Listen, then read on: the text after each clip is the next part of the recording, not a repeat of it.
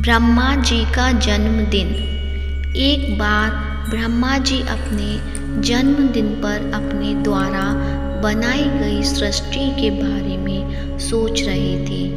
उन्हें लग रहा था कि उन्होंने सृष्टि का विस्तार करके भूल की है। पशु तो आपस में लड़ते ही हैं, देव और असुर भी इससे मुक्त नहीं हैं। कई बार तो सुर और असुरों का युद्ध बहुत ही भयंकर होता है। वह इसी सोच में रहते थे कि किस प्रकार इन लोगों को सही पाठ पढ़ाया जाए। एक बार की बात है कि ब्रह्मा जी भगवान विष्णु का ध्यान कर रहे थे। उनका जन्मदिन निकट आ रहा था। वे चाहते थे कि अपना जन्मदिन वह भगवान के चिंतन भजन में मग्न होकर मनाए। आखिर उनका जन्मदिन आया। वह प्रातःकाल उठकर भजन पूजन करने लगे। भजन पूजन करने के बाद वह बैठकर संसार के बारे में सोच रहे थे। तभी उन्हें लगा कि चारों ओर से जय जयकार की ध्वनि आ रही है। उनके पुत्र नारद जी बीड़ा बजाते हुए और हरि नाम का गायन करते हुए आ पहुँचे। ब्रह्मा जी ने पूछा, वत्स नारद, यह कोलाहल कैसा?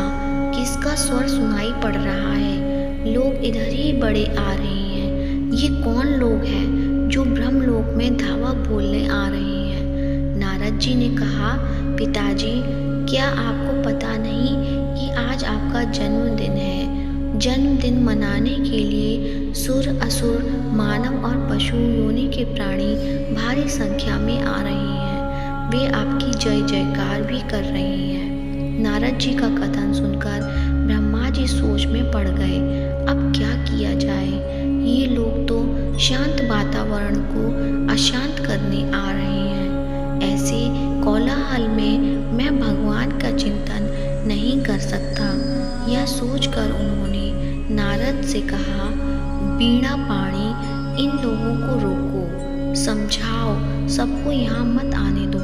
यदि ये सभी लोग यहाँ आ गए तो ब्रह्मलोक की शांति भंग हो जाएगी।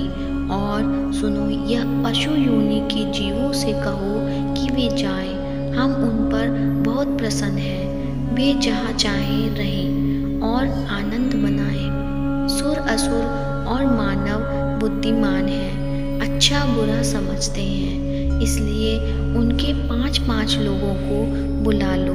हाँ नारद, एक बात का ध्यान रखना कि सभी लोग एक साथ न आए। अगर सभी प्रतिनिधि एक साथ आ गए तो परस्पर झगड़ने लगेंगे। सबसे पहले सुर समुदाय का प्रतिनिधि आना चाहिए। वे जब चले जाएं तो असुरों के प्रतिनिधि को आने देना। उसके बाद मनुष्यों के प्रतिनिधि से मिलूंगा। ब्रह्मा जी की बात सुनकर नारद जी ने कहा, पिताजी, ऐसा ही होगा। सबसे पहले देवताओं के प्रतिनिधि ब्रह्मा के पास गए और बोले, प्रजावत्सल, आज आपका जन्मदिन है। हम सब देवता आपको बधाई देने आए हैं। आपसे प्रार्थना है कि हमें कुछ ऐसा उपदेश दें जिससे हमारा जीवन धन्य हो। ब्रह्मा जी ने देवताओं की बात सुनी, फिर आंख बंद करके कुछ सोचा। उसके बाद कहा, जाओ दामय जीवन बिताओ।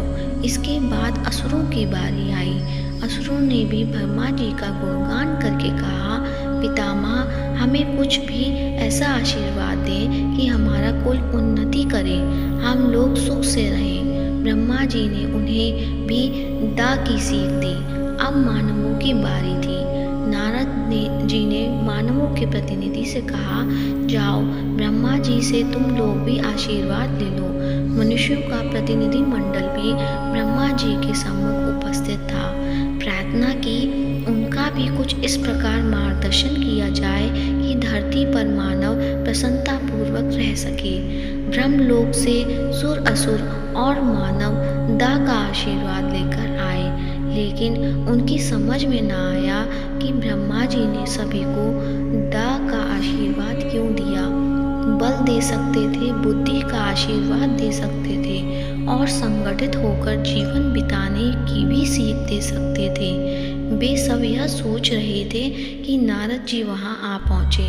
सब लोगों ने अपनी शंका नारद जी के सामने रखी। कहा, देवर्षि, अब हमें क्या करना चाहिए? नारद जी ने देवताओं से कहा, परमात्मा ने तुम्हें योग्य बनाया है, सब प्रकार का सुख तुम्हें दिया है, इसलिए दर्प छोड़ो, अभिमान न करो। अब ससुरों ने पूछा कि हमारे लिए क्या आज्ञा है? तब नारद जी ने कहा, तुम लोगों में बल है, तुमने विज्ञान का सहारा लेकर प्रकृति पर विजय प्राप्त की है, इसलिए तुम लोगों के लिए दा का अर्थ दया है। किसी को व्यर्थ न सताना, सब पर दया करना, सबको फूलने फलने का अवसर देना। अब भारी मनुष्यों की आई। नारद जी ने कहा, ब्रह्मा जी का कहना है कि तुम लोग दानमय जीवन बिताओ, जो कुछ अर्जित करो उसमें से 10वां भाग किसी निर्धन, अपाहिज या समाज के उपेक्षित लोगों के लिए निकाल दो। अगर तुम्हारे पास पैसा है, बल है, तो लोगों की भलाई के लिए तालाब खुदवाओ, धर्मशाला बनवाओ, जहाँ पथिक विश्राम कर सके। इस प्रकार ब्रह्मा जी ने देव, असुर और मानव सभी को दा का वरदान देकर जन्मदिन मनाया। कहानी अच्छी लगी है तो वीडियो को लाइक कीजिए और अपने दोस्तों के साथ शेयर कीजिए। धन्यवाद।